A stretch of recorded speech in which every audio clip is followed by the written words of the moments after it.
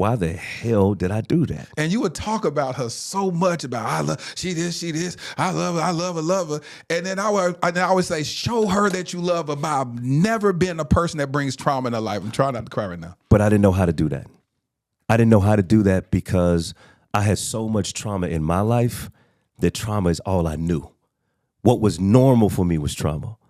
The excitement about Kiana was this was the first time that I loved somebody authentically. But I said it earlier, you can't outlove somebody's trauma. And I'm talking about mine. Yep. Because I know she loved me. Mm-hmm. But I had so much going on, man, that it was unfair to her. You know, it was really unfair to her in so many ways. And I hurt her. I never imagined my public healing would inspire others to heal across the world. I thank you for using him to reach the world with a message of hope in relationships. But your life does not. God, you are my publicist. We laugh. We share the unadulterated truth. He said, not only have I not divorced you, I ain't exposed you. Oh! We didn't marry fans, we married forever. And we wanted forever to act like a fan. Reveal her, Jesus. I will not compromise on getting a woman of God. You don't have to. And Father, I declare for his future wifey, thank you for preserving her. This season, I declare miracles and manifestations. See you selling scripts.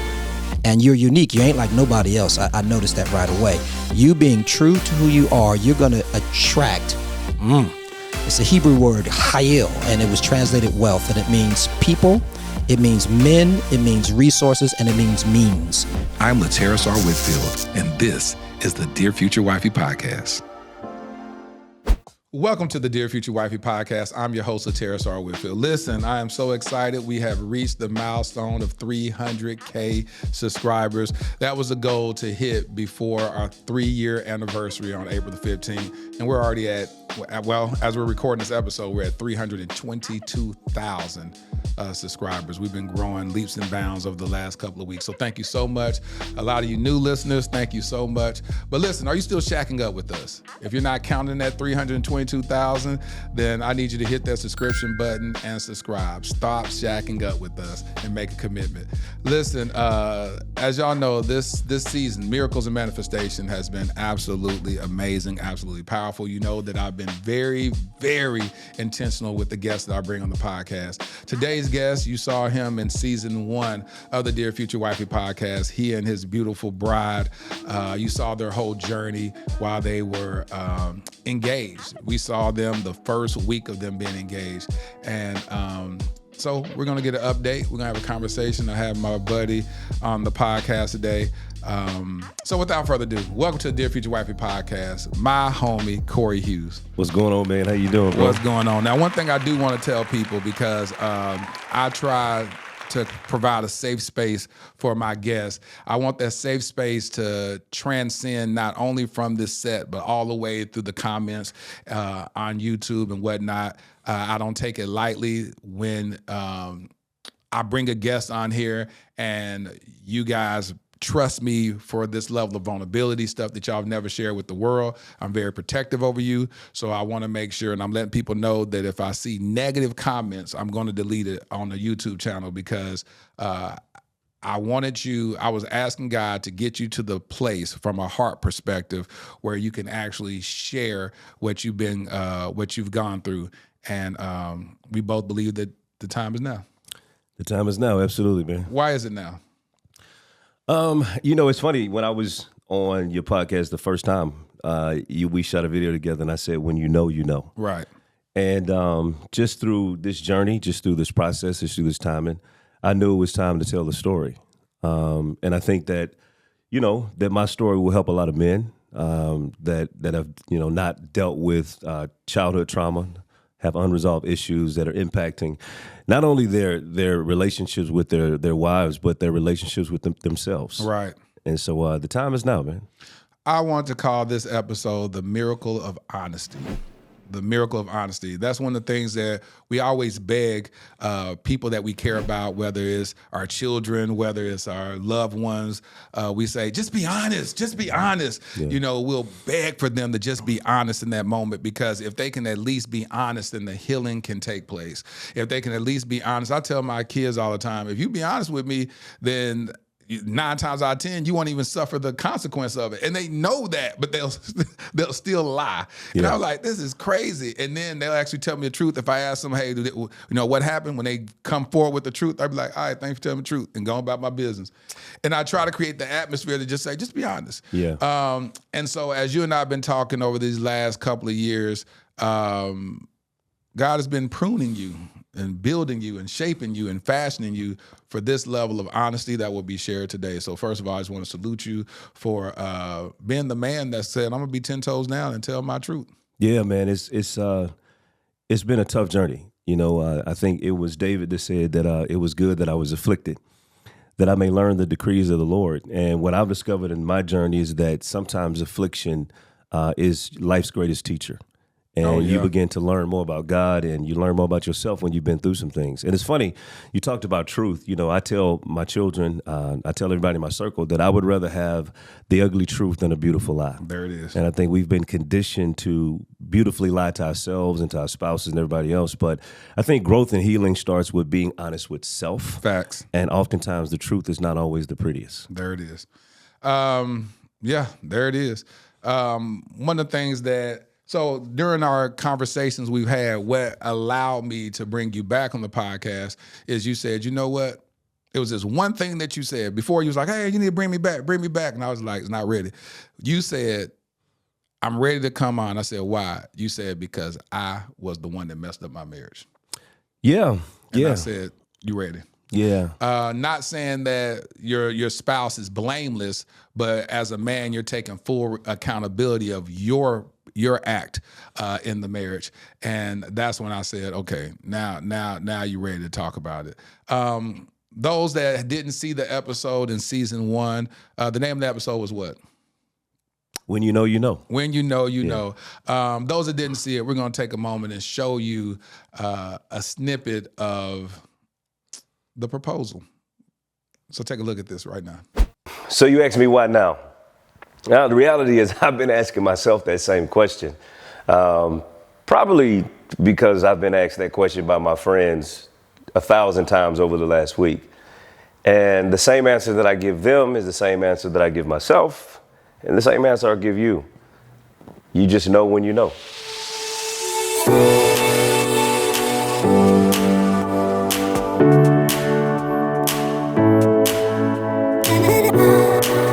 So today is my man's birthday. You know, he's turning 43, and it was so hard to hide something from him. It was a surprise party. You know, he thought we were just going to dinner tonight, and we're here. You know, we're here at the golf course. I wanted to do something special because I know he loves golf and he loves going to the casino. So I was like, why not do it at the golf course and have a casino theme inside? So, Y'all give it up for the birthday boy!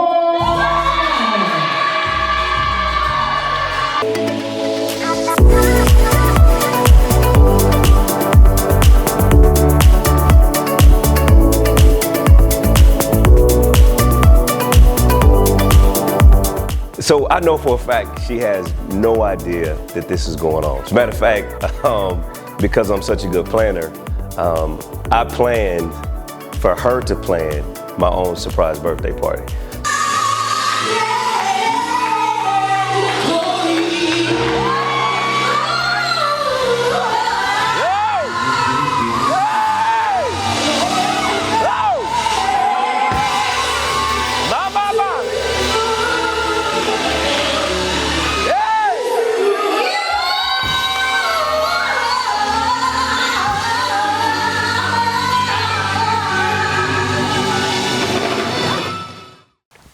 So it was June of 2019, and I was in Los Angeles, California. From around this truck, I just saw this beautiful woman walk around the truck, and it was like something in the movies. It was almost like cosmic, like a heavenly moment that I knew exactly when I laid my eyes on her. I knew that she was the one. All right, so tonight I'm actually gonna propose. I'm gonna propose to Miss Kiana tonight. Wait, tonight? Like on your birthday tonight? Yes. Katie, what do you think, baby? Yes, all the way. Yes, all the way. Y'all approve? Yes. Okay. All right. Well, I'll let y'all know when it's done. Okay. Okay. All right. I promise you, I love you. Though you have planned this surprise, Come on. Come on. it was really a surprise for you.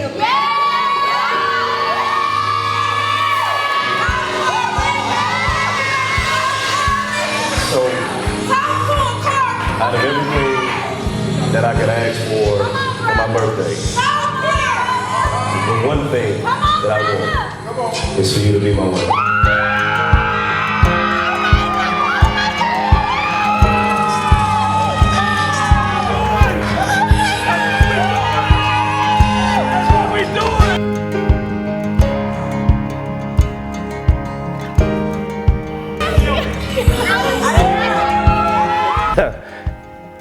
She said yes. The journey begins. Here we go. I was scared, but she said yes. I am shaking so bad.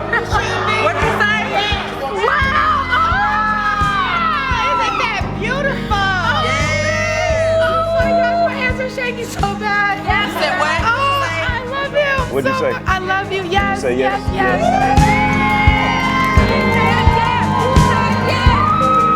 So obviously this is not my first rodeo. I was married before for 12 years, and you know, what's gonna make this one different is that I'm different, that my worldview is different.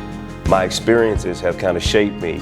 When I got married in 2004, I had no idea what it meant to not only be a husband, but what it meant to be a man. Through trial and error, through mistakes and failures, through victories and successes, it's made me who I am today. And I'm confident that I'm ready to be a husband again. I really thought I was just surprising him for his birthday. I thought, I would never think he would propose to me at his birthday party where I'm throwing him, See, this is what I mean. He always makes things about me when it's about him. There's no greater gift that I could ever receive than you.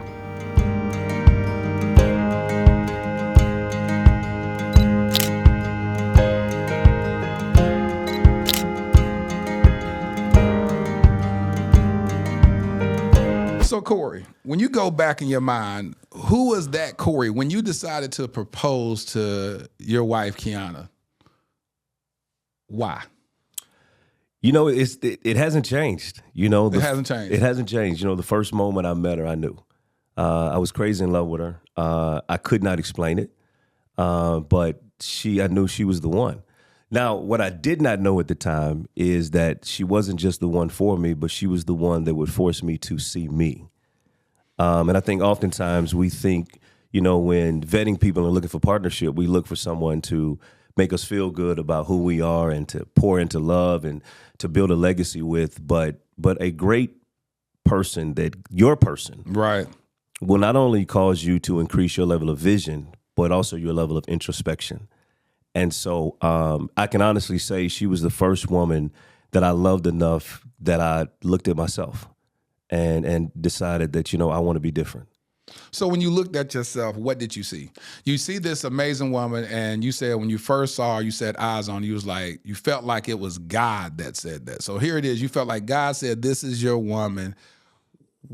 Looking introspectively at yourself, what did you see? And I'm going to talk about at that stage, because I know God continues to peel back layers as we go through marriage, so I don't want to get ahead of ourselves. But at that stage, when you said, will you marry me, how did you feel that you were showing up at that time? As far as how I showed up or what I saw in her? What you saw in her, both. Let's talk about both. Yeah, I just saw everything that I wanted in a woman. The joy, the love, the compassion, the youthful innocence. I seen it all, man, and it was refreshing to me. It was the first time that I had been in a relationship where I authentically just wanted to love them. And you know, one of the ways that I showed my love was through gifts. You know, because you know we heard the 5 love languages or whatever, and so one of the ways that I express love is by gifts and by acts of service. And I just wanted to serve. I just wanted to give it a whirl and serve her, man. And so it was the first time that I'd actually felt that feeling, and I knew that it was authentic and genuine. A lot of people in the comments were saying that you were a textbook narcissist because of how you were, quote unquote, love bombing her, giving her gifts. Well, you said the first date was the 3 R's, and what was those R's? Yeah, I had a roses, rose, and some red bottoms. Yes. Yeah. And so most women were saying there were, I'll say 98% of the women that were like, oh my God, that's beautiful. I would love to meet a man like that. Yeah. And then there was a 2% that said, that's textbook narcissism. Watch that marriage fall. Yeah, well, you know, I think what I've learned in life, Lateris, is that we oftentimes, when we are sitting on the couch and watching other people on the screen, sometimes we view through the lenses of our own trauma. Of course. And we hear through our own trauma. And so it was, for some, unrealistic for a man to authentically, genuinely love a woman like that. And so there has to be a red flag. There has to be a problem. The way I loved her was not the problem. The way I showed up was not the problem. I think it was the unresolved trauma that ultimately was the problem. All right, let's take a step back then. Because you keep bringing up unresolved trauma. What is this unresolved trauma? Yeah, you know, so you asked me a question. You said, you know, what did I see in her? But the greater question is, what did I see in myself? Right. And I think that the truth of the matter is, as men, if we haven't taken the time to deal with that unresolved trauma, whatever it is, whatever your trauma is, then what we have a tendency to do is unconsciously hope that the person we're with will make up for the pain that they weren't responsible for causing. And I loved her so much, but what I discovered was I was expecting her to heal what she didn't break. What was broken, Cory? You know, I'll just say, man, some of my greatest pains came from the women in my life that when I was being raised. And, you know, just out of respect, because some are still alive, I'll just say, you know, I went through some very traumatic things as a kid. You know, didn't really know who I was. I felt like that I was meant to be hurt. You know, I felt like women in my life, that the closer you got to me, you were going to hurt me because of my experiences as a child. And so, you know, I don't mind sharing, man, I was molested, you know, when I was younger by male and female. A very significant person in my life told me that they didn't want me.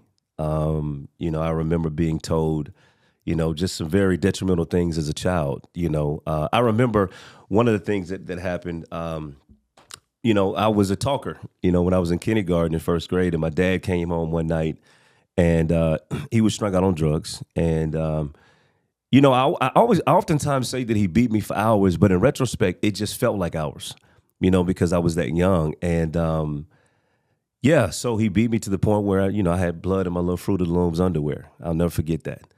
And, you know, when my mother came home, I showed her my underwear, and I remember her looking at me saying, you probably deserved it.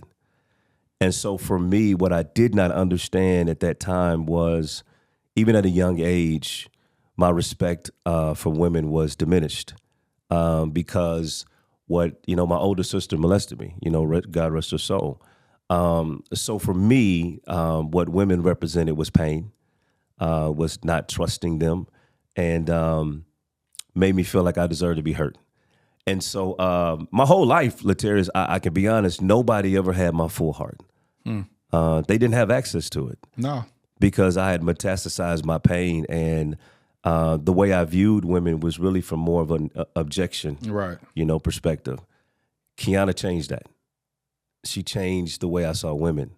Really? Yeah, and it was scary. Let's stop there, because you just offloaded a lot of information. First of all, I'd like to say thank you for your vulnerability. I don't know what's going on in this season of the podcast, but it's been almost every guest have shared a story that had to deal with some level of molestation or sexual assault in their life. And you're the second man to come on this season that shared the same thing. And so I want to salute you because we don't hear enough about that in our culture. It's like bury it, hide it, act like it never happened.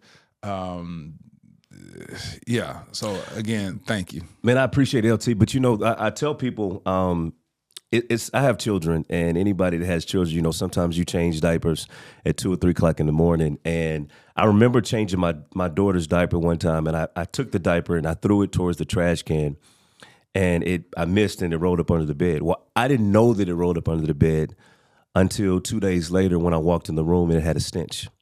And I did not know where the stench was coming from. You about to teach. And I looked and looked and looked, and I discovered that this diaper that was meant to go in the trash was still under my bed, and it was not only impacting my room, but the longer it sat there, it started to seep into the living room. And I think that's what unresolved trauma does, is we think we've gotten over it, but it really impacts every other area of our life. And one of the reasons I don't mind sharing that with other men is because sometimes it is stinking up your marriage. Sometimes it's stinking up your money. Sometimes it's stinking up your relationship with your children. It's stinking up your business decisions, your life decisions. And I can be honest, man, and say everything that I did as a man was really impacted by the fact that I was molested. You never went to therapy before that? Therapy wasn't cool. Yep. And I think what I did is because I did not understand why you would do that to me, I spent many years of my life trying to prove to myself and to the ones that hurt me that I was good enough. Yep. So I played sports. I made a lot of money. I did all these things, and really everything that I acquired was really, really looking back at my past, saying I didn't deserve that, and I'm better than that. And look at me, I'm worth something. Look at me now. Yeah. And so it was a journey, man. It's been a journey. You keep saying that Kiana was the first person that you looked at. That did she ever get access to your heart? You said you never given anybody your heart. Did she get any? What if it was a percentage? What percentage did she get of you? When you asked her to be your wife, what percentage did she have of you? Well, I think at the time I thought it was 100%. Because of that euphoric feeling that I had, that feeling of being around her and loving her and feeling safe around her. But in retrospect, as I go through therapy and really go through the process, I realized that she had a damaged heart. And so even if she had 100% of my heart, it wasn't functioning properly because it was damaged. And hold on, you gotta let that sit there. Oh Lord. Okay. Yeah, you can take a damaged heart and put it in a brand new box, and it looks pretty, but when you open it, it's yet still damaged. Yeah. And I did not know it was damaged because the reality, LT, is that we oftentimes normalize dysfunction. Yes. And for me, I learned how to function with a dysfunctional heart to make it look functional. Yes. Right? And it's not until sometimes you get in a relationship with somebody that they can point out that you are a functional dysfunction. And it's hard to admit. And it's hard to reprogram and reverse engineer your life when you've been accustomed to doing things like this for so long. Yes. Yeah. And so it's been a challenge.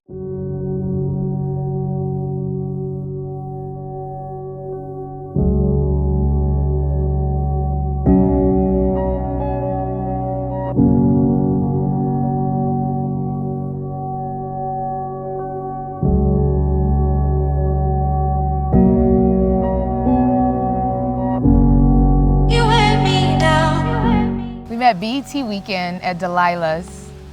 It was June 26th. June 26th, that weekend, yeah. No, it was like June 19th. It was right before my birthday. It was right before, oh, okay. Yeah. So we met at Delilah's, a really crowded weekend in LA for BET weekend. And he saw me get out that car. Whatever. I did see her get out the car. And, the truth is, I knew then. The moment I seen her get out the car, I knew she was it. So, here we are.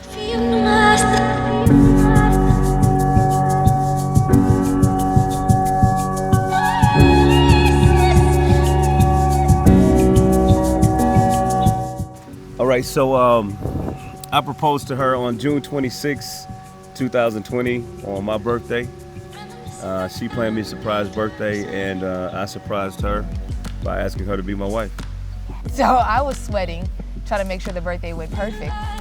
And he's sweating on his own, trying to make sure his proposal went right. Facts. Well, we came up with the date because we figured it would be a perfect date since it's a year exactly from when we had our first date. Yeah. So we thought that would be great. So what was interesting is we met in June of 2019. We went on our first date December of 2019. I asked her to marry me in June of 2020, and we'll be getting married in December of 2020. Yeah, I'm very excited. Nervous, excited, nervous and excited.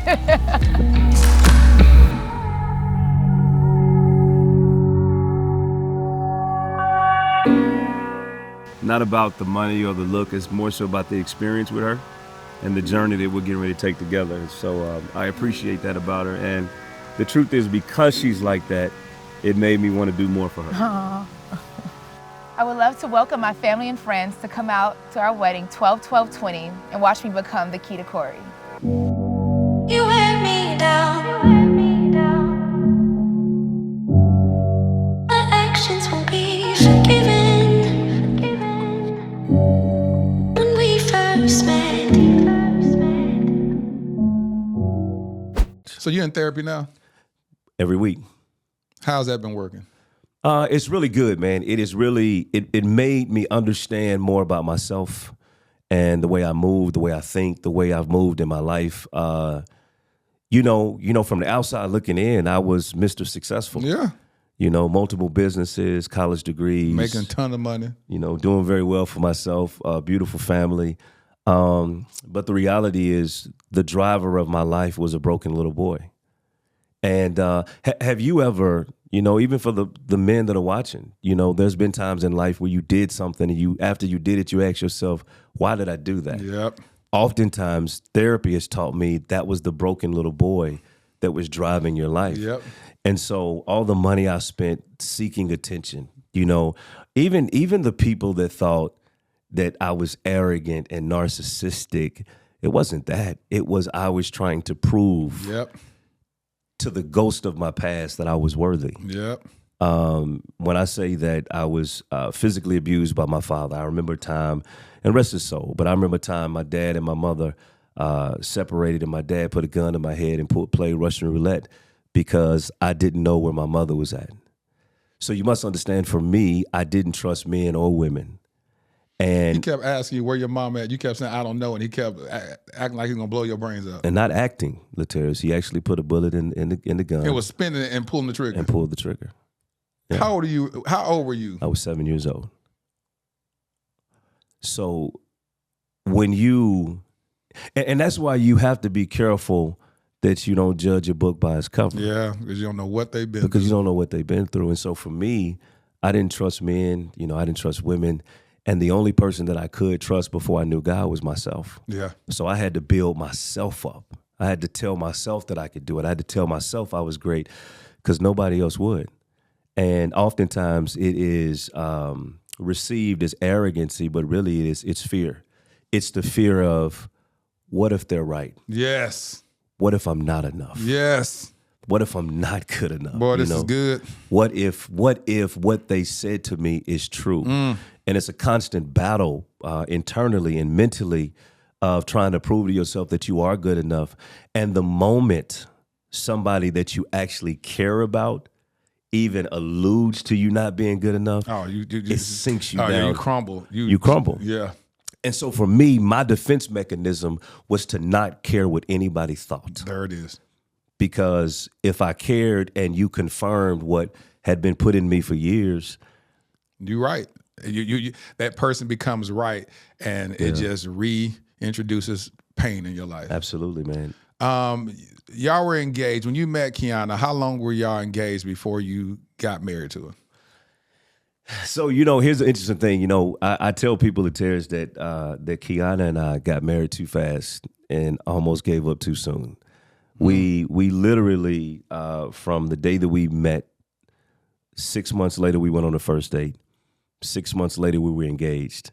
6 months later, we were married. And so from the day that we met to us getting married was actually 1 year.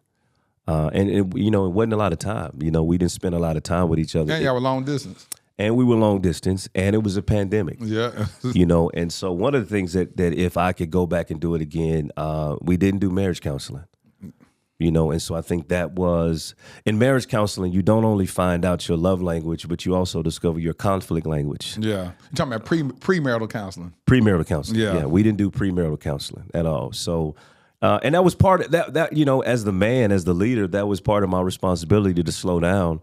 But I was so in love that I just pressed the gas, and I think that was one of the things that I would change. I would have slowed down a little bit, because I think things would not have gone the way they went if we would have gotten to know each other a little bit more. So what made Kiana so special? I know you talked about her vibrancy and all that stuff, but you met a lot of women. You dated a lot of women, beautiful women. What made her so unique for you to move that fast? Man. You talking about, hold on, we talking about a player. This woman got a player to put a ring on it. We're going to call it what it is. Well, No, what was so special about her? Because you could have just dated her. She wasn't, to my knowledge, she wasn't like making you or forcing you to marry her, was she? She wasn't trying to say, so what we doing? We getting married or not? She wasn't doing that, was she? No, not at all. There was no pressure. As a matter of fact, I think it was more so me. I had made a decision, Lateris, that I no longer wanted to live that life. I made a decision before I ever met her that I couldn't explain why, but I just knew that life, I didn't want to live it anymore. And once I made that decision, listen, I run multiple businesses, and this is part of the problem, I think, in my personality, is when I want something, I go after it. And whether it's a business deal, whether it's real estate, whatever the case may be, I'm going after it. That's just my makeup, right? Yeah. And so Kiana was no different. When I saw her, I knew I wanted her, and I went after her, and I don't regret it. I just wished I would have used a little bit more wisdom as it relates to the way we interacted with each other, and really getting to know each other, not just for looks and not just the feeling of being in love. I think your one of your guests, Jeremy Flowers, there's a video that Jeremy has out that really changed my life. And I'm going to paraphrase what he said, but it went something like this, that you lay down with their body, but you live with the way that they think. You lay down with their body, but who you actually live with is the way that they think. That's good. And I think that if we would have slowed down, because the scripture says, how can two walk together unless they agree? Facts. Agreement is mental. Yeah. It's not just a heart thing. It's a mental thing. So how do we see life? And I think I was so in love that I didn't stop to figure out, how do you see life? Yeah. And does this align? Yeah. And can we bring this into agreement and walk together and become one? And I think I would have slowed down if I would have been the healthy person that I am now. So I was privileged enough to shoot the proposal. I was privileged enough to shoot the engagement video. Wasn't called upon to shoot the wedding because it was something that happened really like last minute. Yeah. And y'all didn't have it. Y'all originally was going to have a big wedding that was going to take place in L.A. The pandemic had L.A. on lock and prices skyrocketing just to pull the wedding off. And so y'all said, hey, listen, we're going to go ahead and get married in an intimate setting and have a reception later on. And where did y'all wedding take place, and who officiated this wedding? Man, I was privileged, man. I'm privileged to have a great relationship with Bishop Jakes. And so we were at the Potter's house in the chapel. We had to call off the wedding. We lost a lot of money. Yeah. A lot of money. Glory to God. We lost a lot of money, man. My God. Anyway, we lost a lot of money. But Bishop married us, and it was such an honor and privilege, man, to have Bishop to lay his hands on us and to marry us, man. And I'll forever be indebted to him for, stepping up and doing that for us, man. So what did that mean to you, to have somebody of that spiritual authority lay hands and bless your marriage? Man, words can't explain. The impact that Bishop Jakes has had on my life is immeasurable. right? He has really taught me not only how to be a better man, but a better father, a better leader, a better businessman. And I don't take my relationship with him lightly, and the fact that people will fly all over the country and pay him just to sit at his feet, and the fact that I can pick up the phone and call him and talk to him through anything is an honor. And it is a clear indicator for me that I believe in proximity, right? God doesn't put you in proximity of things that he does not have you in intentions for you to connect to or for you to do. And so oftentimes I tell people, if you find God putting you around great men, that means that greatness is in you, right? And because iron sharpens iron. You don't use wood to sharpen iron, right? You use iron to sharpen iron. And so the fact that he saw me and brought me up on his wings and allowed me to be so close to him is a clear indicator, man, that I needed to be here today to help other people, and to be a blessing to other people. So when you said I do to Kiana, probably a week or so later, I had a conversation with you. Do you remember that conversation? We had so many deep conversations, man. It was a conversation that was talking about the mandate and the requirement that you have over your wife. I said that you guys can be utilized and used in ministry on a great level because there's always been a calling over your life. You've operated in the role of a pastor before, and that ain't left. Just because you just no longer answer the phone no more don't mean the call ain't still coming. And so you've been called to that. When Kiana has such a unique journey, and God can use her in ministry as well. And ministry doesn't have to look from the office of a pulpit type ministry, but just the life that we live. We're walking epistles. But I said that you have the mandate, you have the authority to cultivate Kiana to become the woman of God that God called her to be. And I said, your next level comes from the cultivation of how you cultivate this wife. Yeah. I do remember that conversation. So let's walk through this marriage. Y'all said I do. Oh Jesus, y'all said I do. Yeah, it's about to get real. This beautiful couple had this beautiful episode. The 3 R's was exemplified. Red bottoms, rosé, and what's the other R? Roses. Roses, yes. All right. And you got the Bishop T.D. Jakes laying hands, anointing your marriage.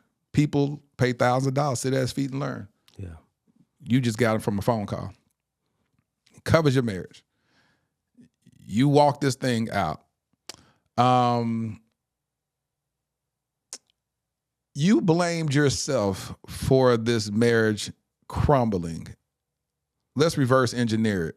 What happened on the onset? That marriage revealed something to you that you weren't aware of. You've been married before, so did you see something in your marriage, see something in you that started unraveling the marriage? What happened? Yeah, man, I think that the reality is, LT, is that my marriage revealed to me, number one, that leadership, as a man, you're supposed to lead. Right. And leading sometimes means that you, especially as a man, means you have to put your emotions and your feelings in your back pocket and lead anyway. Yes. And it really revealed to me that I wasn't leading the way I needed to lead because I became overly emotional, and I could not understand why I was so emotional. Not emotional from the perspective of crying and, all that stuff, but emotions also manifest as anger. And I was very angry. Also, the reality is I was very unconsciously, I was controlling. And, I discovered, that I was controlling because I loved her so much that I was afraid to lose her. Mm-hmm. And I found myself unconsciously controlling, right? There's this, I play golf, and there's this term in golf called gripping. And so anybody that plays golf know that you got to let the clubs just sit in your hand, and your swing is what makes the ball go. But if you're not sure about the swing, if you're not sure about the shot, sometimes you grip, and gripping causes the shot to go off even worse. Cory, you teachers. I told you that preacher, and you go ahead. And so I found myself gripping in my marriage. I had this expectation of what it was supposed to be, right? And wow, man, I talked to my therapist about this the other day. For me, love was anything you say, anything you ask for, I'm going to say yes. right? It wasn't anything my wife could ask for I wouldn't say yes to. But the problem is it looks good on the onset, but the root of it was still a dysfunction in my heart because I had been told no so much as a child that I overcorrected and now everything was a yes. Now that doesn't sound like a problem except for the fact that if you told me no, I had a problem with it. So anytime she had a boundary, it was problematic for me because it was nothing that you could ask me for that I wouldn't do. And that wasn't fair to her. And so I was, realistically, man, my leadership wasn't where it needed to be. I said yes to everything, even when I should have said no to some things. I think I was unconsciously controlling because of the fear of losing her. When you say unconsciously controlling, that's a great that's just a great self-awareness. Did you come up with that? Did your therapist tell you that? No, the reality is, my wife would tell me I was controlling, and I would be like, what? Because I'm, LT, you know me. Yeah. I'm cool as the other side of the pillow, man. I ain't got no smoke. Go have a good time, whatever. But I think what would happen is, for example, she's from L.A., and so, if she would go to L.A. more than 2 or 3 days, I missed my wife, Yeah. you know what I'm saying? So I think what would happen is I would sometimes unconsciously have an attitude or be a little bit more aggressive about her returning or whatever the case may be. And it wasn't until she kept telling me that.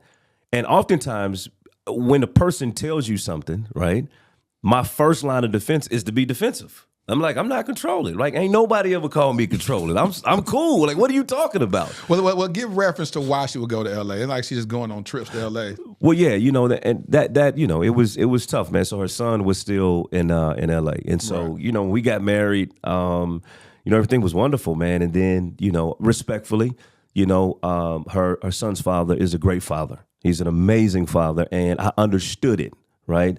I understood why he wanted his son to stay in California. Right. But it now puts us in a crosshair. Yeah. Because now she has moved to Dallas and her son is living in LA. Yeah. And so that's got to be hard. And here's Yeah. the reality. I could not understand it because I was being selfish. Yeah. I wanted her here with me, but I wasn't patient enough and compassionate enough to understand that her only child is now in another state. Yeah. For the first time ever. For the first time ever. She's never been without him. And so that also put a strain on the relationship because, respectfully, I wanted her to go, but I think selfishly, I just wanted her and her son to be here. Yeah. But the conflict for me is that I'm a father as well. So I understood it, but I don't think my understanding always came out in my actions or in my expression, and so that was a challenge. I mean, it's a challenge for anybody. So, if I was married, I'm going to want my wife around me too. If I travel, I want her to be with me, and I don't believe it's healthy for couples to spend extended amount of time away from each other. Now, some people, God bless them, they have people that's in the military where they have to spend extended amount of time away from each other. And God forbid that you have a loved one that's in prison or whatnot, and that's even more extended. But when you have people that have jobs that work, they have to travel and they're gone for a week, or you dating somebody that's in the entertainment industry and they're traveling to work, there's always anybody that talks about relationships where in their marriage where their other spouse is away from home a lot. It's always going to be a challenge. And it also starts breeding oftentimes a lack of trust, especially when you're talking about a situation where my wife is now going to go see her son, and where is his son? Well, with the dad. And the dad, we clearly, if they have a son together, then clearly they don't have sex together. So all those insecurities start coming all up. You like, hold on, what's up? Y'all spending time together? All that's going to come up. That's just, all of that. All of it. And so but that open communication and having healthy boundaries and having a great relationship with the child's father, whatnot, can create a safe space and a space of trust and honesty where it's like, and I don't know how many dudes would do that, because dudes, let me ask you this. Did you trust your wife around him? Yeah, I don't think it was a lack of trust. I don't think I didn't trust her. That's what I said. You don't trust him. I don't. I was about to say most dudes ain't gonna do it. Like, no, actually they would. Most dudes would be like, "You the one. Hey, baby daddy get first right of refusal." So at the end of the day, it's that type of stuff where they try to test it. And but let me say this, LT, and I think, man, that's why you remember when me and Key got married. Our hashtag was the key to Cory. Yes. And when I say that woman has been the key to Cory in many ways, it was the first time that I actually dated a woman with a child that had a father involved. Oh, wow. So this was new. I mean, I'm used to being the HNIC, and so, and he is like I said, he's a very involved dad. And so, and she's a beautiful woman. Yeah. And, I'm like, hey, what's good over here? You feel me? Like, I'm here and you there, and like, and so, but that also really revealed an insecurity in me. Yeah. It revealed an insecurity in me, that, I'm used to controlling everything, and controlling my emotions. But, when they have a good relationship, they're good friends and they're good co-parents. And it made me normalize, right? Because I think sometimes what we normalize is dysfunction, right? We want our significant other to have a fractured relationship with their son's mom or father or the ex. And the reality is everybody doesn't have to have dysfunction to function, right? Sometimes it can be functional, right? And again, that functional was dysfunctional to me. I'm like, y'all supposed to hate each other. What is going on? Why y'all been laughing together? Why y'all? Hey, look, man, I didn't like that at Why first. y'all doing the kids' programs together? You showing up and, hey, look, man, I'm out. Like, it's a problem, but we worked through it, man. And like I said, man, big shout out to him, a great father, man. And but it was a challenge for me, for real. It was. When you look at your marriage, what would be the one thing? I know you talk about leadership. Is there anything else that started to fracture your marriage on a great level? Trust. One of the things I've said, man, for years now is that you cannot outlove somebody's trauma. You just can't. You can try, but you can't. And here's a better way to say it. You can't outlove somebody's unrecognized trauma. That's even worse, yeah. So if they don't recognize that they have a trauma that is impacting their everyday, then you can't outlove that. And see, many people watching now think that I'm talking about my wife, but I'm really talking about me. Yeah. Right? So I had a trauma that was rooted in my experience as a child. So the moment that I felt like rejected or abandoned, then I would get you first. And so the reality is, as much as I loved her, when we started going through the mechanics of marriage, right? Because marriage is not just about that euphoric feeling. It's really about making the decision to be committed daily, to communicate daily, to be honest daily, to choose that person daily. And when there's a breakdown in communication, that breakdown in communication gives an enemy an opportunity to rise up a trigger. And so for me, when I felt like I wasn't first, right? When I felt like I wasn't respected, when I felt like the love wasn't reciprocated, when I felt like I wasn't honored, then now the old me that you talked about starts to come back up. And so the residue, the pimping residue was there. And not because I wanted to, but because that's what was normal. That's how for me. you self-medicate. Absolutely. It's like what we practice in our singleness, it was just going to manifest in our marriage. Yeah. And so, which is a perfect segue. Did you ever step outside your marriage? I did. How was that? What brought that out, and to what degree was it? Man, I think that, like I said, it was the prelude. The prelude is what I just said a few minutes ago. I think that I was so. One of the things that I'm learning in my life through therapy is that, and Bishop has told me this many times, I'm either all in or all out. There's really no in between with me. Right. And that's a dysfunction in itself, right? Trying to learn balance. Yes. And so for me, when I go all in and I don't think you're all in, then I start to move all the way out, and one of the things that I used to pride myself on when I was single, which is, is dysfunctional. I used to say that I would fire you and let you keep working. And he said, fire you and let you keep working. Yeah, but that was a trauma response. Yeah. Right? It was, you can hurt me. And so now I'm going to take the power away from you, and you don't even know you don't have any power anymore. And so when I don't feel affirmed, now I'm going to go find somebody else to make me feel better. And it just started to be a breakdown in communication between my wife and I. And when the communication broke down, where I talk about leadership is because as a leader, I should have been more committed to my covenant and my commitment, but I started to anesthetize my pain. And it started by just simply having conversations on different apps or, and people affirming you and making me feel like, that I deserve to be this better or this better. And it's just one thing led to another, and I found myself in a position of compromise. And I made a decision that I will eternally regret making that decision because it started a snowball effect in my relationship. It became very public. And you talked to Kiana before doing this interview, and what did she say?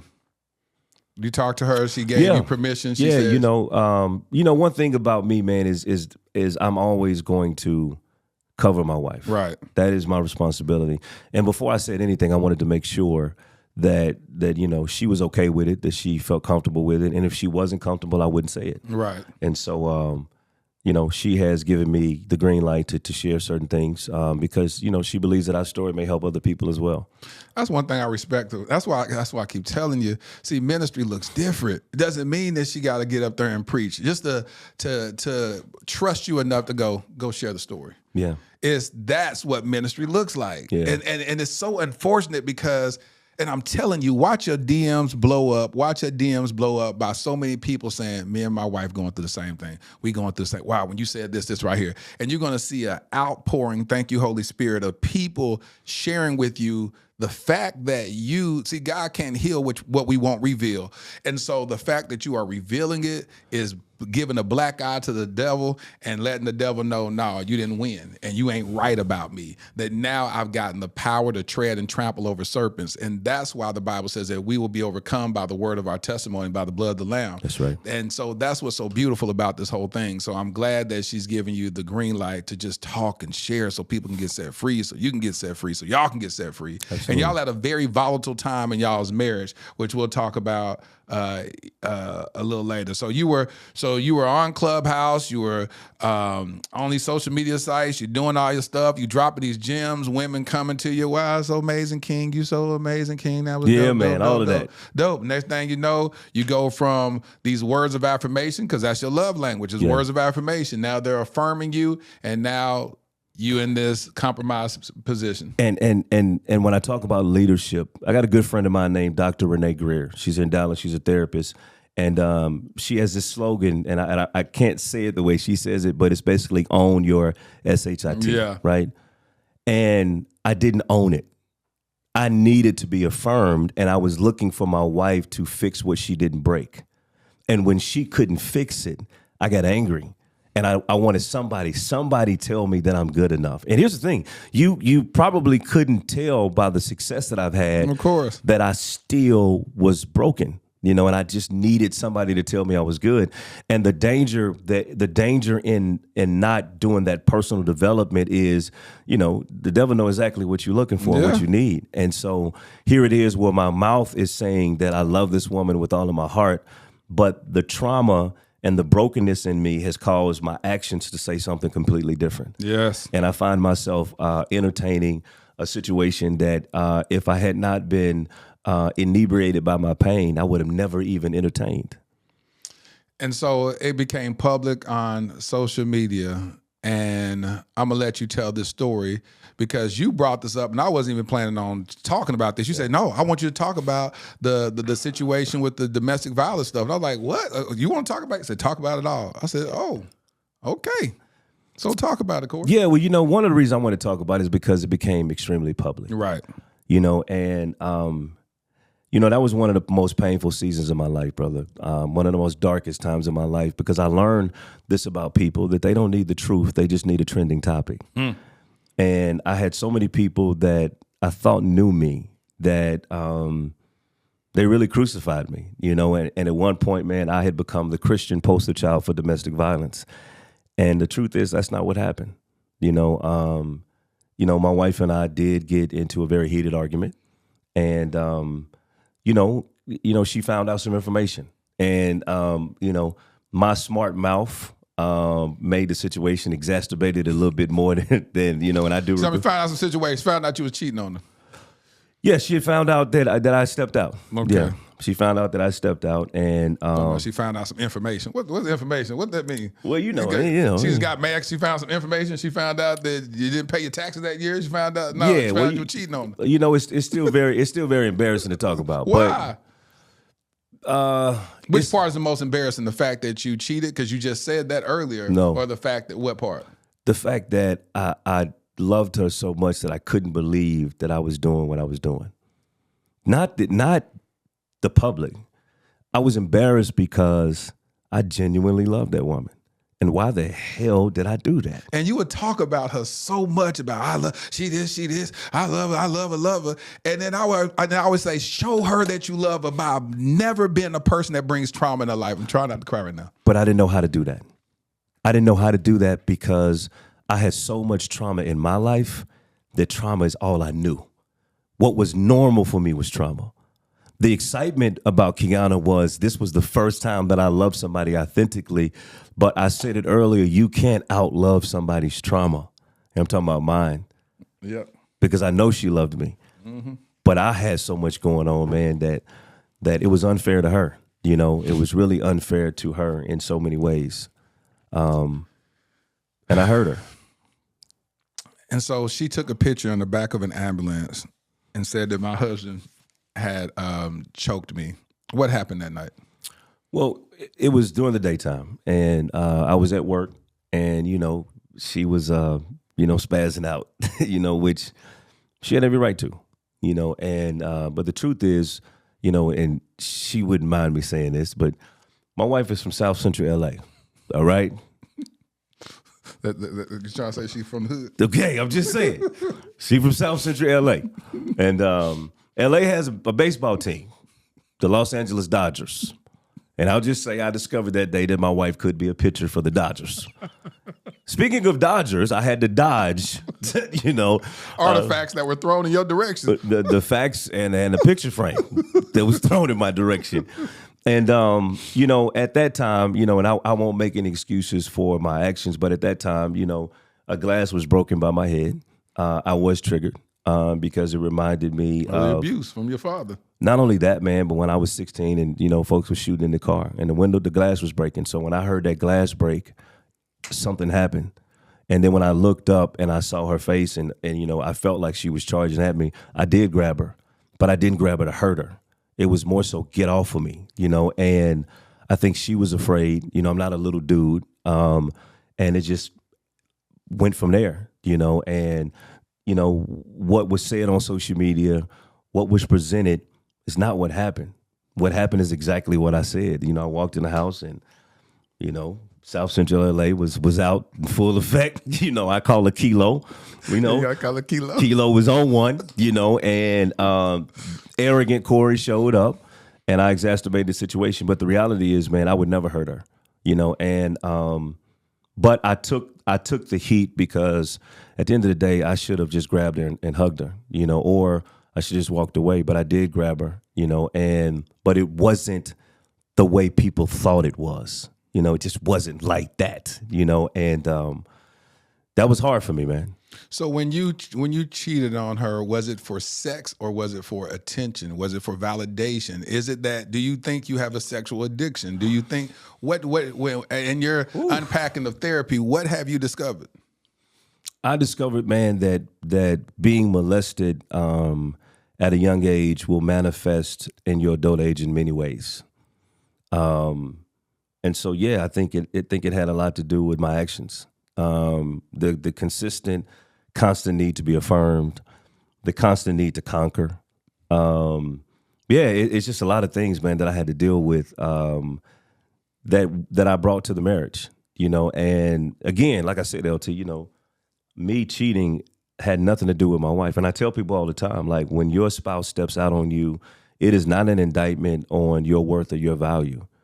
Oftentimes, it has nothing to do with you. It had everything to do with me.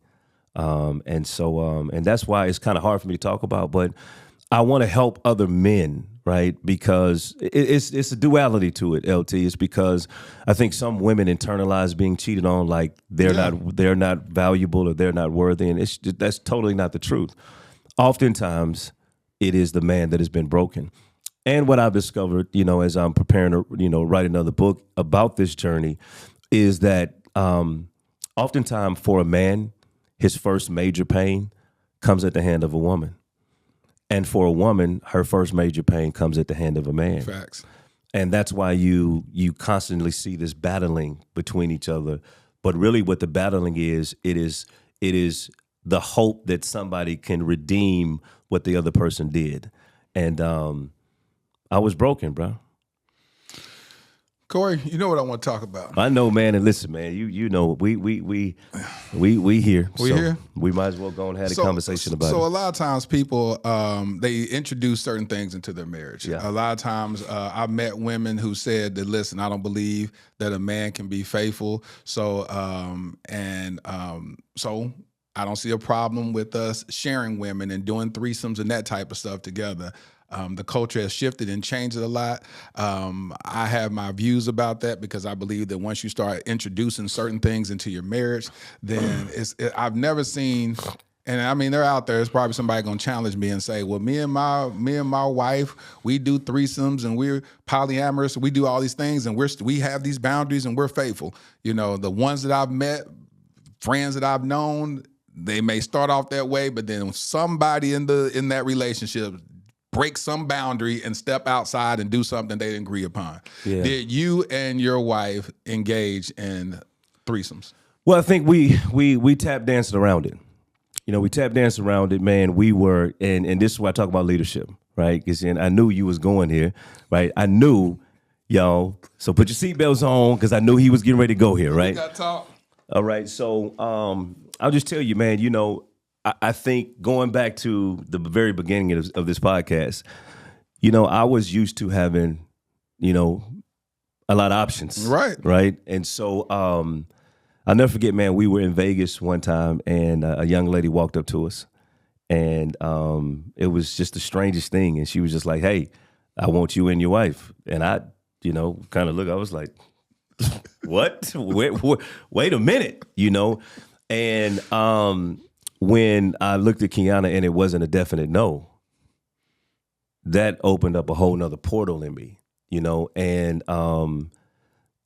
before I go on with that, I think when I talk about leadership, I think she was looking for me to stand up and block that.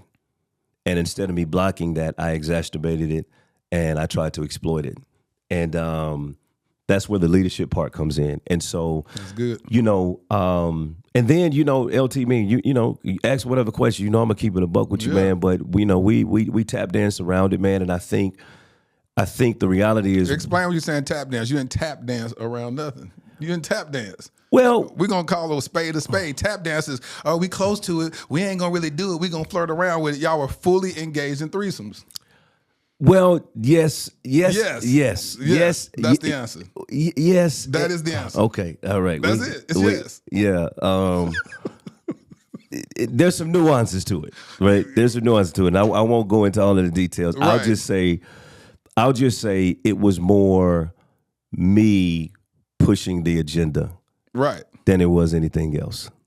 And like I said, and I told you this, that I'm going to take responsibility for my part. We said leadership, which is extremely important. Absolutely. And I think, man, it was just a portal that was opened up in me that I never had before. True story, brother. In 43 years, that is not something that was a necessity to me. What, a threesome? That lifestyle wasn't a necessity for me. It wasn't something that I had to happen. And I was not, which is funny because I didn't have to have the threesome, but I did have a whole lot of, yeah. Well, praise the Lord. We go, wow. So you tell me before you got married, you never had a threesome? I didn't say never had. Let's be very clear. You said it was something you didn't have to have, is what you said. I said I didn't have to have it. Yeah. All right? I wanted the folks to be understanding, right? Because I didn't have, it wasn't something that was a must, right? I'll put it like this. Here's a better way to say it. Oh, God. I had never engaged in that type of action with my woman. I knew you was about to say that. Yeah. You know, with Shawty other from people- around the way, all day. it's up. Yeah. You know, but with my woman, it's something that was something that was a no. Why? Watch this. I want people to hear this. Why? Why would you do that with your woman? Why wouldn't I? Yes. Why wouldn't you want to engage in stuff like that with your woman? I mean, because you know, every man, you know, wants a woman that has a higher moral compass than him. That's all I want you to hear. Right You don't. I need to, because I'm telling you that right there is powerful. Yeah, you know, when you're as a man, and I know some women will be triggered when I say this. They will. But as a man, your greatest possession is your woman. Yes. You don't want nobody else touching your woman. You know what I'm saying? Like, I mean, hey, you know, not shorty from around the way, man. You can flip it, dip it, rub it down, do whatever you want to, because there's not that emotional connection. Right. You know, but when there's emotional connection there, it's like, yo, I'm not, no, I'm good. No, we ain't doing that. But I found myself saying yes to what I would have always said no to. And it was one of the most detrimental yeses that I've ever made in my life. How? Because not only am I now have violated my covenant with my wife, but now I'm making her feel like she's not enough. Thank you, Cory. Now Thank you, thank you, thank you, thank you, thank you. That is the most powerful statement that you could ever say. And this is what we're talking about. We're talking about how at the very beginning, you were always fighting to feel like you were enough, to feel like you were validated. And now you take the trauma from your childhood. Now you project that on your wife by opening up yourself sexually in a way that you normally would say no to. You're saying yes to it under the covenant of marriage. You wouldn't even do that while you were dating a girl, but now you do that while you're married to somebody. And then you're saying that what you've learned from that experience that hey, you're not enough. I need two women to give me what I need right now. Yeah. And that's why I said what I said in the beginning, that as a man, have you ever done something and then ask yourself the question, why in the hell did I do that? Because I found myself objectifying my wife, objectifying her past, objectifying her weakness, objectifying her fears. As a husband, my responsibility is to cover the areas where you've been broken. But I found myself breaking it even more. And that's why it was so painful for me. Because I felt like God gave me a beautiful jewel to protect, to build up, to love, to cover. And I exploited it. And I'm embarrassed. I'm hurt. Since we out here, I found myself that one experience was a gateway to a deeper issue. Because then I found myself, addicted to porn. And my wife didn't even know I was addicted to porn. And now I'm even more frustrated sexually because she won't do what I've seen other people do on TV. And that's not fair to her. And so now I am not only making her feel like she's not enough, but I'm comparing her to a demonic image that is not godly. And I am the man of God. I am the priest and the protector of my home. And so I was all the way out of position, man, doing stuff that I would have never done, accepting things that I would have never accepted, going places mentally and spiritually, emotionally that I never would have gone. And it hurts me to even talk about it, because when we finally did discuss it and she told me how she felt, it crushed me, because I was so consumed with chasing after this thing I was chasing, and I mentioned it, on my TikTok one time, and I didn't tell people what I got addicted to, but that was an addiction. And I found myself addicted to the point where I was pushing my wife away. And everywhere we went, we out here now. Everywhere we went, I was looking for the next fix and the next high. And it got to the point where she didn't feel safe going on dates with me. She didn't feel safe traveling with me, because although I loved her, it was something deeper in me that was craving after this sexual perversion. And it pushed her away. It pushed her to the point where she said she can no longer take it. And I understand it. I didn't understand it then. But as I took some time to myself and got to know Cory and where all this came from, I think she made the best decision at that time because I wasn't right. And at this time, how long were y'all married? We had been married maybe 8 months, So while we were supposed to be swinging from the chandeliers and getting to know each other, I found myself not covering her, but really uncovering her. Mm. Yeah. Cory, let me tell you something. Again, I want to thank you so much because I'm telling you, I see it in the spirit realm right now. So many conversations are taking place in people's homes where those tough conversations are about to be had watching this episode. Those tough conversations with spouses as they begin to unravel, people that are doing this in their marriage, people who have been wanting to engage in this and been coercing their wives to do it, or even the wives coercing their husbands. Because I see a lot of stuff in my DMs. It's women that say, I wish my husband knew that I really would love to do that. I'm like, what's going on? It's everywhere. Yeah. But to understand, when you start going into those demonic spaces, it will open up Pandora's box, the stuff that you are not prepared for spiritually. You're not prepared for it. You may think that you have all the logic in the world. You may think that you have all this self-control and, well, if we do this and we can do this and we ain't gonna do it all the time. We're gonna do it like once, maybe on our anniversary, we're gonna do this. You think the devil gonna be like, oh, okay, you can come play with me whenever you feel like it, and then I'll go back and no, it's gonna open up a sensational appetite that you don't know how these doors are gonna be unlocked. And you don't have the skill set by yourself to close them once they're opened. Teach, King. We got to be careful when we open those doors, because when you open the door, you can't control what comes in. Teach. And then so much may come in that you don't have the ability by yourself to close the door until it's too late. And sometimes when you tap dance with the devil, you pay a price that you can't afford. And so she said she wanted out. Did she file for divorce? Has she filed for divorce? What is the state of your marriage? Well, right now, man, we've been separated, for about 7 months now. So y'all been separated for almost as long as y'all been married. Yeah, we have, and I think what I've learned in this season of separation it's just been invaluable, man. What I've learned about myself, what I've learned about her, the mistakes that I made, where we went wrong. Of course, man, you said at the beginning, not to absolve her of her wrongdoings, but, at some point she'll come on, and discuss that. But I think as a man, it's my responsibility not to point the finger at her, but to point the fingers at me. It's like, this is where I went wrong. Right. This is where I could have done and better. I have so much respect for you for taking this approach. So much respect. Because as men, we are the leaders of our household. I mean, when that marriage starts looking all crazy, we got to check. God gonna say, Adam, where are you? That's right. Where are you, Adam? Where are you? And so when we first started talking about coming on, I forgot what language you were speaking, but I was like, nah, he ain't ready. No. I was angry. I was hurt. If I'm honest, man.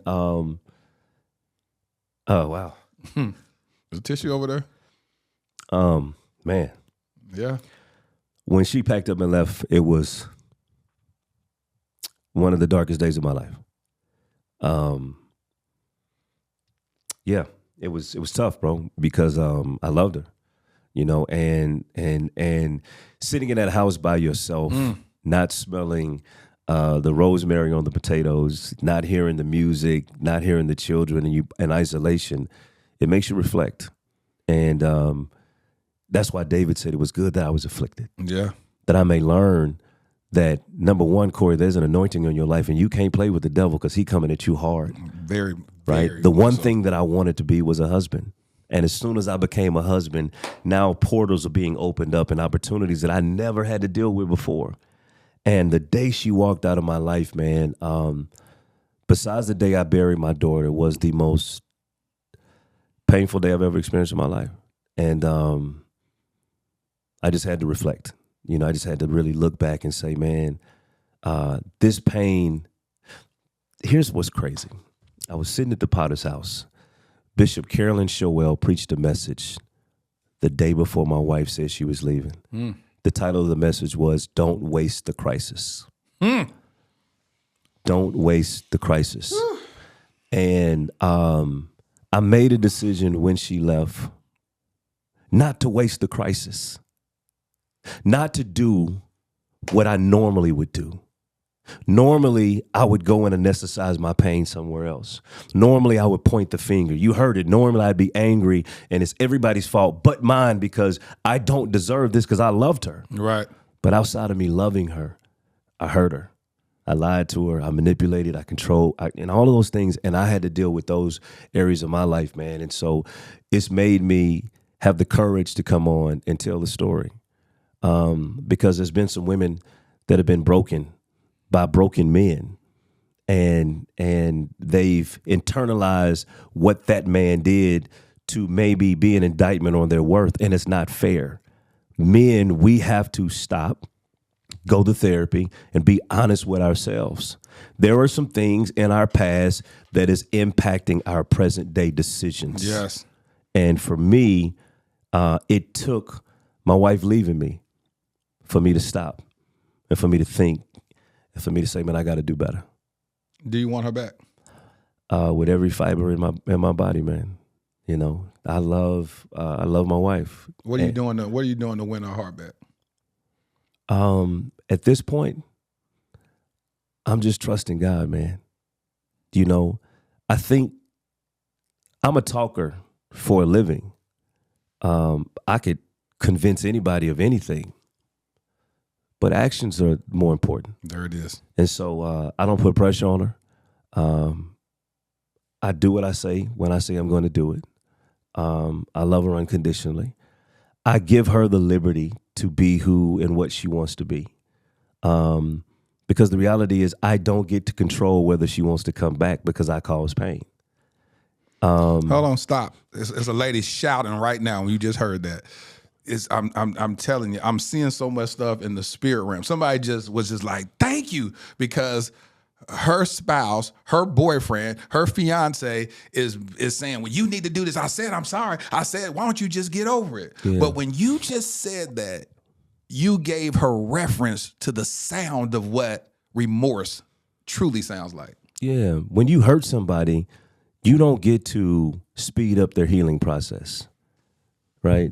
And so for me, I let her heal at the pace that she wants to heal.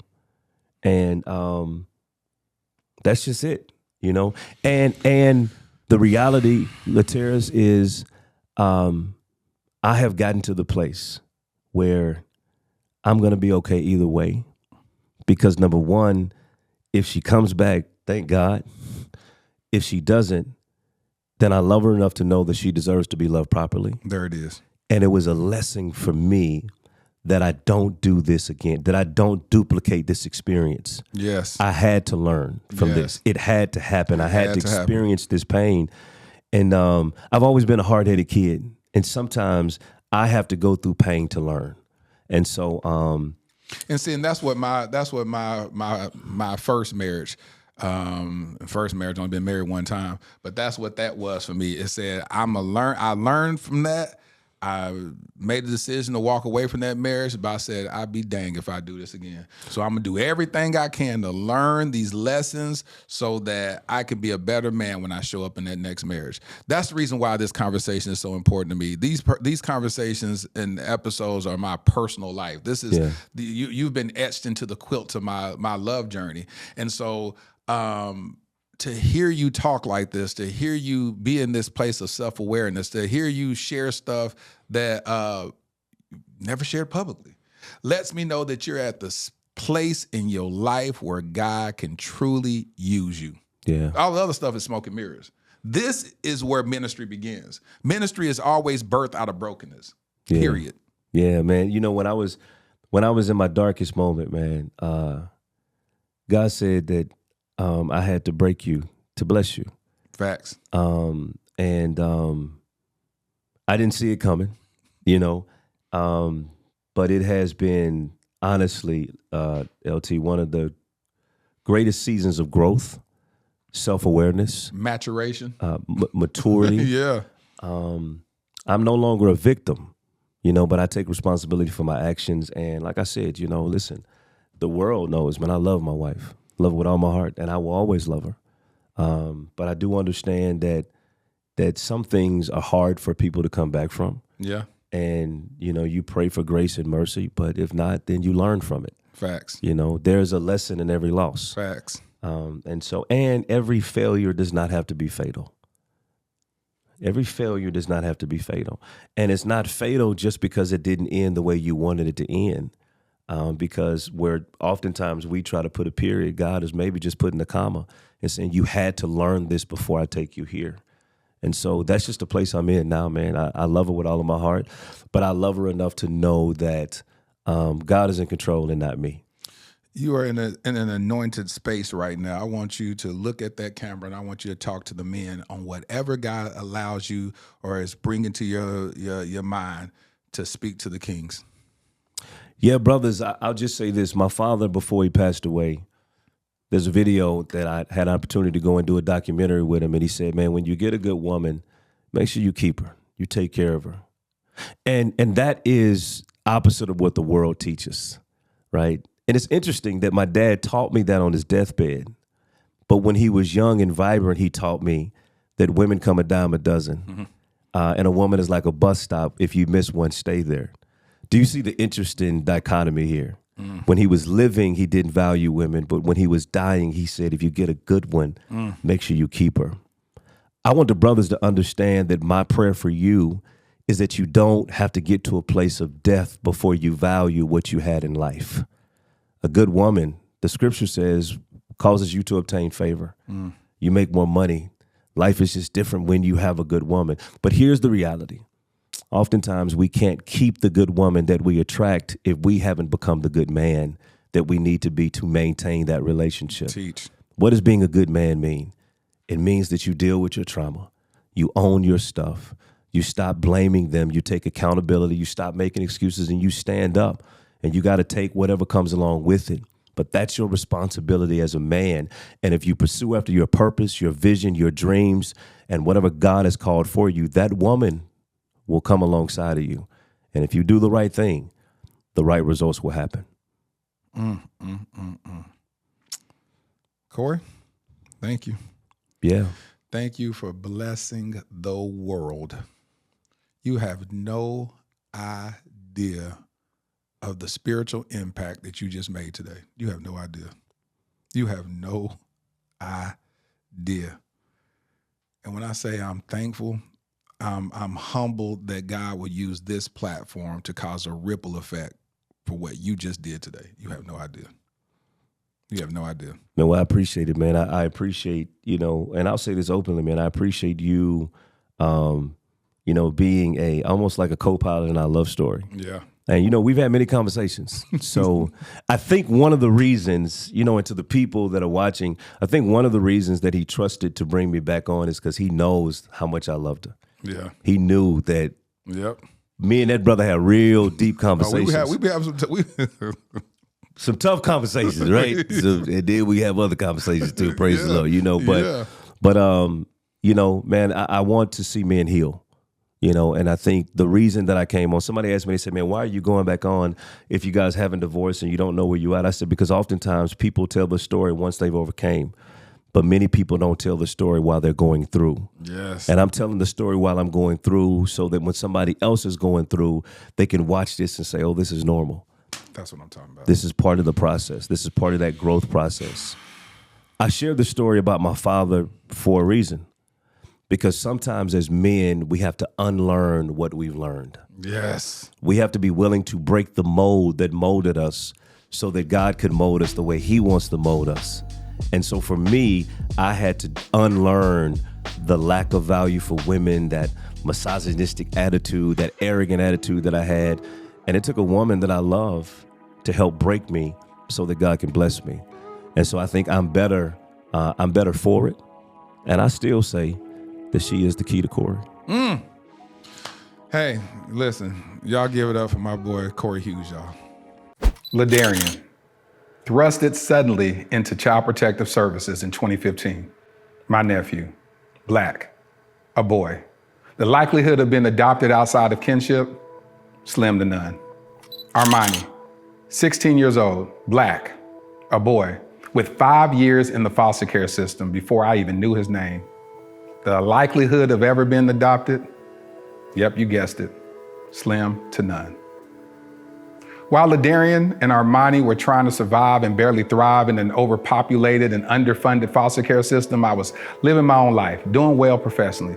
Having been a single father with a daughter who at that point was doing well in college, it was my time to live my life, right?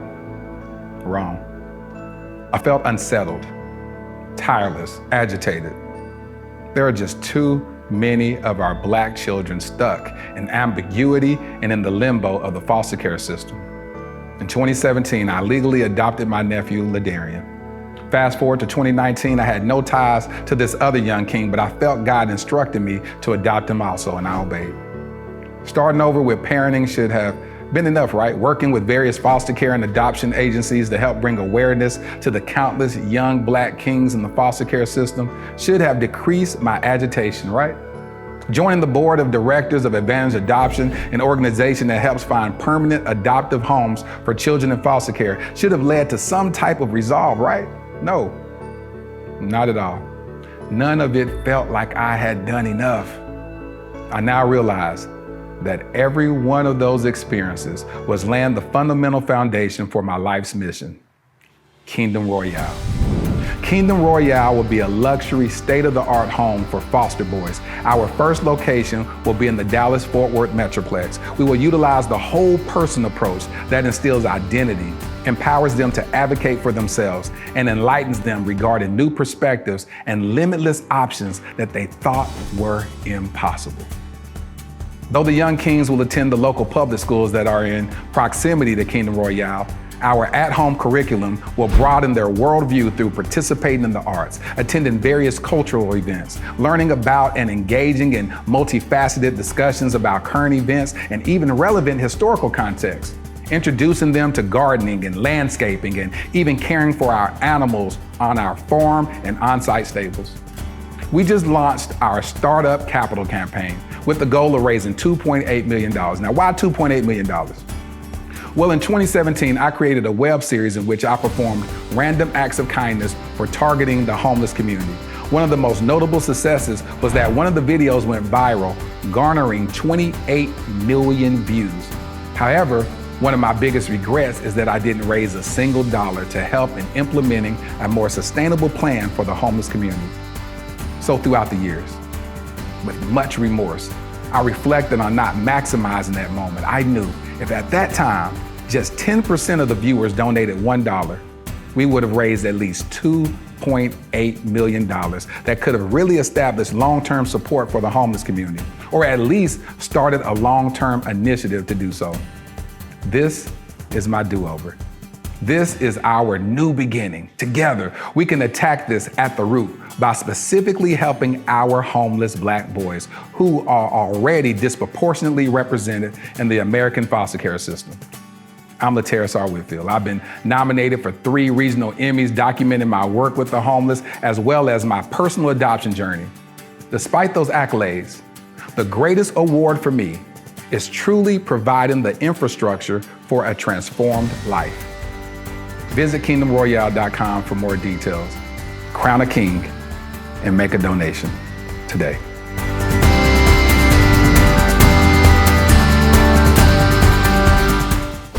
Man, this episode, first of all, I just like to give, I'm going to just give Cory his props for being very, very vulnerable in this episode.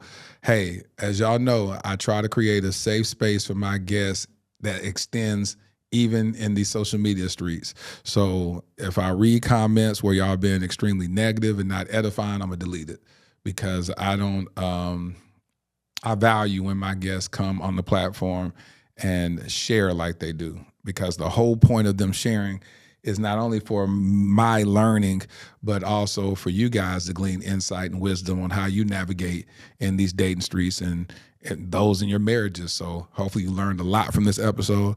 Again, I thank Cory for being extremely vulnerable. But here's my favorite part of the podcast where I speak to my future wifey. Dear future wifey, honesty. A word rooted in vulnerability. Not sure if you've heard the song Honest by the talented vocalist Major, but I'm reminded of it while writing this letter. Being honest about our needs, intentions, and desires up front can alleviate unnecessary pain in the future. We can shield each other from the mind wanderings of unintentional mistakes by simply bearing it all at the onset. The word honest is defined as free of deceit and untruthfulness, sincere. Let's not practice deceit in any way with each other. Let's find safety in the words spoken by the other. Let's make our love serve as a blanket to cover the multitude of sins. Your future hubby. I hope you enjoyed this episode of the Dear Future Wifey Podcast. Remember, be lit, live intentionally and transparently, and don't stop loving. Make sure to subscribe to our Dear Future Wifey YouTube channel. We're available on Apple Podcasts, Google Podcasts, Spotify, and Stitcher. We welcome your support. Simply share our podcast with your friends and family.